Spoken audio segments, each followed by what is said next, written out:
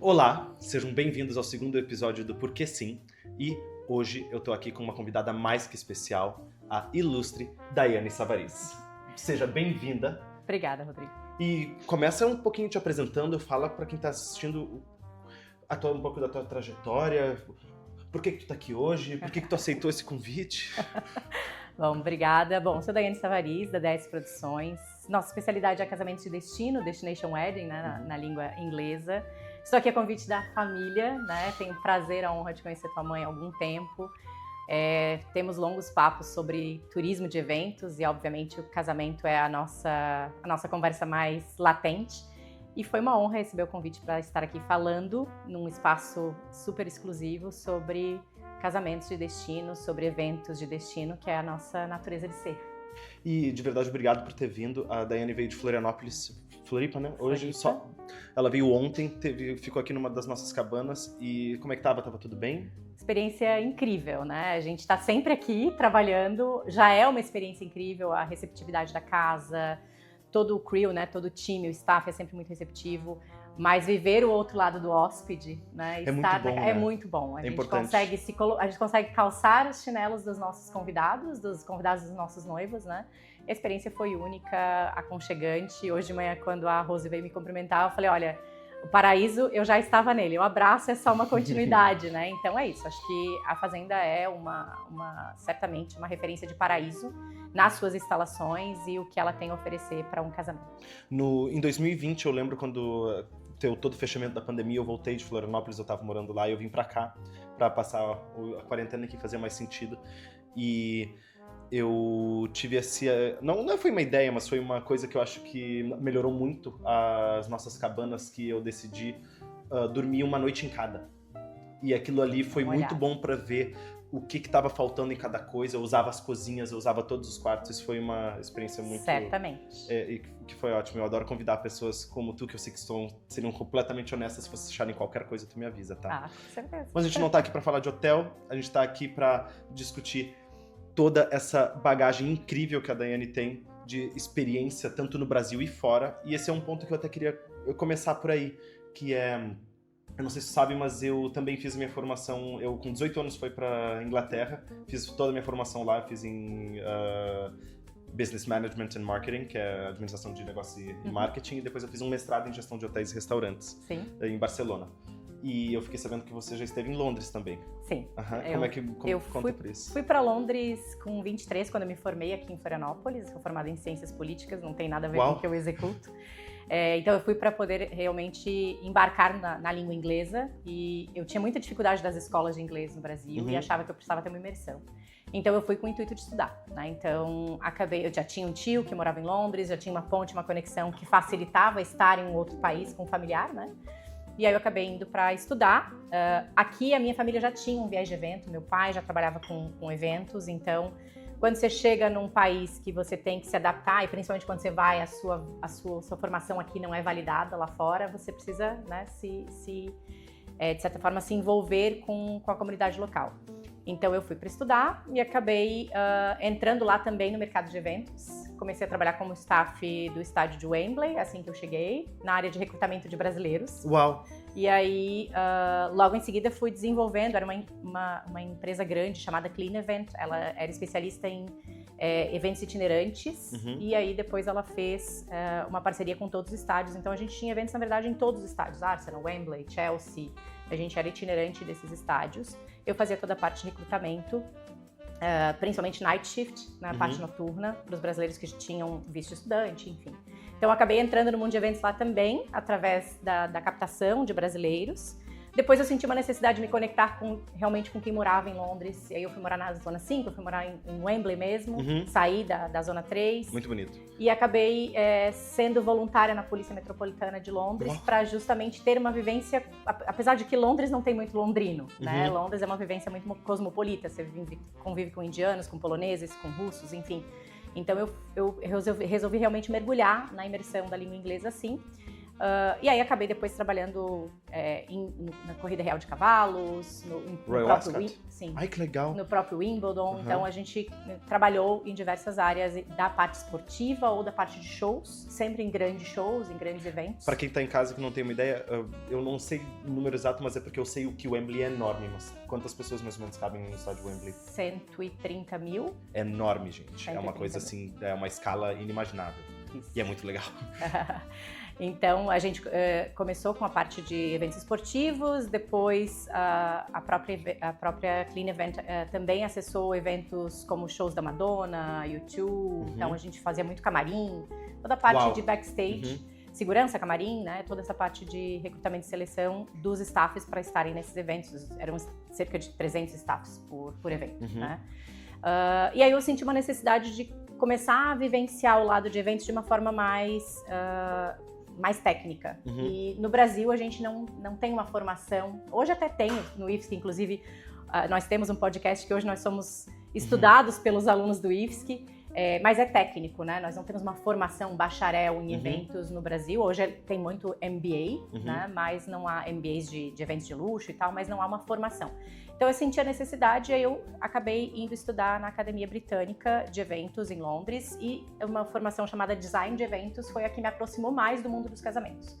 Não era uma coisa que eu vivenciava trabalhando em grandes eventos, mas eu comecei a me apaixonar pelo pequeno, pelo colocar a mão começo, meio e fim, né? Porque num grande evento você faz uma parte da cadeia. Exato. E eu queria ter essa vivência do todo.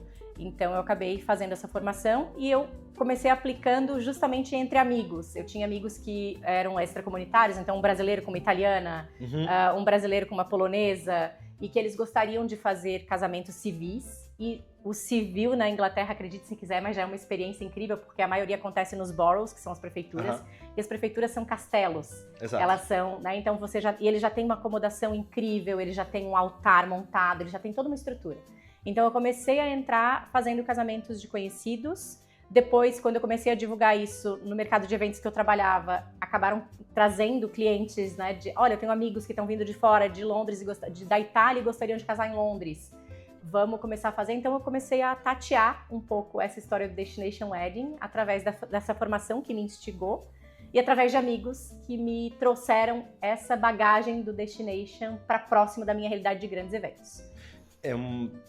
Muita informação e eu consigo ter a imagem vívida na minha cabeça de estar passeando por Chelsea e ver as pessoas saindo do Royal Borough ali, aquele icônico do lado da estação de bombeiro. De bombeiros. E vestidas de noiva, os caras os chapéus, as coisas maravilhosas. Tu fala do Royal Ascot, que é uma coisa que eu amo também.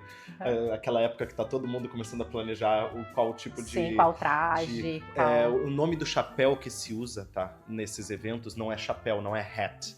É Fascinator.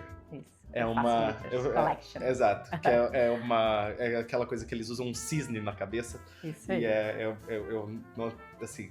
E todo incrível. Londrino que gosta, né, do Royal Ascot acaba tendo uma coleção de Fascinators. Eu acho muito legal isso. Então, esse mundo acaba sendo muito inspirador, assim. Mas ainda assim, eu voltei para o Brasil através dos grandes eventos. Quando eu trabalhava dos grandes eventos. Eu não voltei através de casamentos. Eu voltei ao Brasil fazendo os eventos testes das Olimpíadas de Londres de 2012. Eu estava fazendo os eventos testes e o Brasil foi nominado para fazer as Olimpíadas da Rio 2016. E a delegação esteve em Londres durante os eventos testes dos Jogos de 2012. E eu estava no Wembley e aí o manager acabou me conhecendo, me fez uma proposta 2 dias depois, eu estava indo de férias para a Espanha. E aí ele falou, olha, a gente vai fazer os jogos, a gente precisa de alguém com experiência em eventos, em grandes eventos. Você é brasileira, fala português, não está na hora de voltar. Eu estava há 11 anos em Londres. E aí eu fui de férias, meio que com a cabeça quente. Eu falei, bom, eu já tinha casa constituída, enfim, tudo super estabilizado.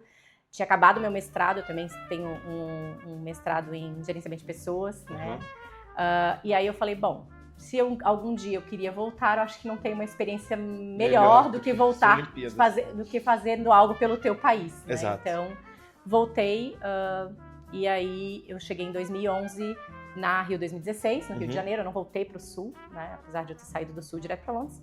Eu voltei para o Rio de Janeiro para concluir, para somar junto com o time da Rio 2016. A minha matrícula era 212, a do Diogo foi onde nós nos conhecemos. a matrícula do Diogo era 30, 40, recém-chegado também. E nós somamos depois o total de 7 mil staffs que se dedicaram para Rio 2016. E o que tu... Então, só para entender a linha do tempo, tu foi para Londres e aí esse mestrado em gerenciamento de pessoas veio antes do Wedding Design? Ou... Foi simultâneo, na verdade. Simultâneo. Foi simultâneo. Eu fazia de manhã o meu mestrado, porque eu precisava ter uma formação que fosse válida no Brasil depois para quando eu voltasse, já pensando num retorno. Então, eu fiz essa formação de gestão de pessoas e fiz... em paralelo, no noturno, eu fiz a formação, que era mais curta também, de 1 ano e meio na área de eventos. E eu tinha 2 perguntas que estão aqui queimando dentro de mim, que é desses grandes eventos, dessa experiência de trabalhar com mais de 7 mil staff durante as Olimpíadas ou nos eventos para 130 mil pessoas no Wembley, o que desse skill set, dessas habilidades de mega eventos foi muito útil? O que mudou tanto para fazer os pequenos eventos? O que te apaixonou nos pequenos eventos, além da constituição de início, meio e fim? O que tu traz de um lado para o outro? Porque eu imagino que lidar com a Madonna e lidar com uma noiva deve ser uma experiência similar, mas diferente. Exatamente. Inclusive, se me perguntasse, eu ia te dar o exemplo da própria Madonna. Eu acho que o que me fez... O que eu pude tirar dos grandes eventos e levar para os corporativos, além do começo, meio e fim, como você trouxe, né, ter esse tato um pouco mais próximo, é realmente poder mergulhar nas experiências. Quando você faz um grande evento, você tem um time pensando nas experiências e, claro, o teu cliente te traz o que você quer. E aquilo você consegue borbulhar, mas você borbulha com muita gente, né? Então você tem um time de marketing pensando naquilo, um time de experiências do cliente pensando naquilo, você tem o próprio staff de operação pensando na experiência de operação. E aí eu quis aprender e absorver um pouco de cada uma daquelas coisas e ter isso na minha cabeça meio que segmentado para eu poder ser para o casal, o time de marketing, o time de staff e operação. Então hoje o que eu faço? Quando eu olho para um casamento, quando eu olho para um evento corporativo menor, eu tento seccionar e passar por uma jornada do espectador na minha cabeça, pensando começo, meio e fim do que aquele evento, não interessa o tamanho dele, tem a agregar na vida de quem está passando por ele. Então esse foi o nosso foco, assim, quando a gente se especializou em casamentos de destino, que hoje 90% dos nossos casais não moram em Santa Catarina, ou não moram em Florianópolis, ou não moram na venue em que a gente está propondo que seja feito, a gente pensa nessa jornada começo, meio e fim, e isso eu aprendi nos grandes eventos, porque num estádio você precisa pensar desde a hora que o teu participante está entrando no trem ou no ônibus, como ele chega naquele estádio, e eu faço a mesma coisa com o casamento. Eu penso desde quando o convidado está saindo do seu país, no visto que ele tem que tirar, na experiência que ele vai ter quando ele chega. A gente tenta passar isso para o casal e tenta passar pela logística e a jornada do convidado e também do casal.